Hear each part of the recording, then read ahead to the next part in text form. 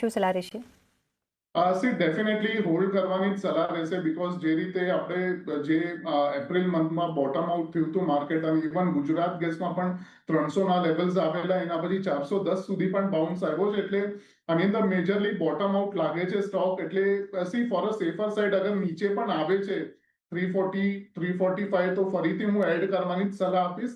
અને એ કેસમાં આપણે સ્ટોપ લોસ ટ્રેલ કરશું 315 ના નીચેથી, અને ઓવરઓલ ટાર્ગેટ ઉપર ઓપન રહેશે. 5 થી 6 મહિનાનો વ્યૂ પ્રમાણે 450 460 ના લેવલ્સ એક્સપેક્ટેડ છે.